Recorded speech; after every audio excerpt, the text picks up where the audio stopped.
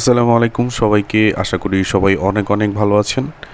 এই মুহূর্তে আপনাদেরকে একটি বিষয়ে জানানোর জন্য আমরা ভিডিওটি করছি। সেটা হচ্ছে যে আগামীকালকে থেকে আগামীকাল রোজ রবিবার 1 সেপ্টেম্বর থেকে ব্যাংক লেনদেনের সীমা বাড়ানো হয়েছে। আপনারা অনেকেই জানেন বিগত সময়ে যে অন্তর্বর্তীকালীন সরকার গঠনের পর থেকে কিন্তু বিভিন্ন ধরনের নির্দেশনার মাধ্যমে নগদ টাকা উত্তোলনের লিমিট দেওয়া হয়েছিল। প্রথমে তো 1 লক্ষ টাকা লিমিট ছিল, পরবর্তীতে তা ধীরে ধীরে বাড়ানো হয়েছে।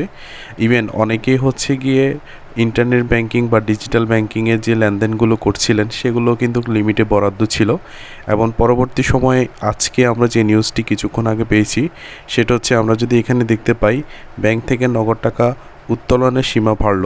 যে কোনো ব্যাংকে চেকের মাধ্যমে টাকা তোলার পরিমাণ আরও 1 লাখ টাকা বাড়িয়েছে বাংলাদেশ ব্যাংক। রোববার 1 সেপ্টেম্বর থেকে নগদ টাকা 5 লক্ষ টাকা তোলার সীমা বেঁধে দিয়েছে। মানে একজন গ্রাহক ব্যাংকে চেকের মাধ্যমে সর্বোচ্চ 5 লক্ষ টাকা উত্তোলন করতে পারবেন দৈনিক। তিনি চাইলে পরবর্তী দিনে তিনি আরও 5 লক্ষ টাকা চেকের মাধ্যমে উত্তোলন করতে পারবে। তবে একই দিনে তিনি কিন্তু 5 লক্ষ টাকা বেশি উত্তোলন করতে পারবে না।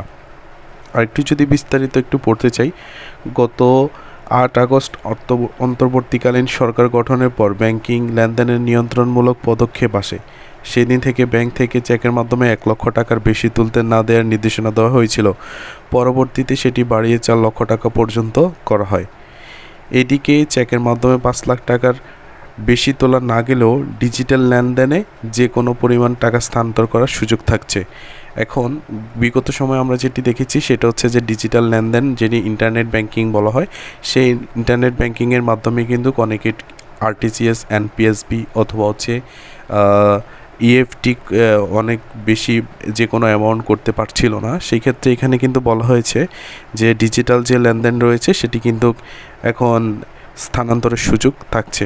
আশা করি এই ইনফরমেশনটি ব্যাংকের জন্য অথবা ব্যাংকের গ্রাহকের জন্য একটি ভালো দিক বলে মনে করি। ইভেন ধীরে ধীরে বাংলাদেশ ব্যাংকের যে বিষয় সেটা দেখতে পাচ্ছি যে ধীরে ধীরে লেনদেনের যে লিমিট বরাদ্দ সেটি কিন্তু প্রত্যাহার করা হবে বলেও বাংলাদেশ ব্যাংক থেকে জানা গেছে। সবাইকে অসংখ্য ধন্যবাদ জানিয়ে বিদায় নিচ্ছি। দেখা হচ্ছে পরবর্তী কোনো ভিডিওতে। সে পর্যন্ত সবাই ভালো থাকবেন, সুস্থ থাকবেন। আসসালামু আলাইকুম ওয়া রাহমাতুল্লাহ।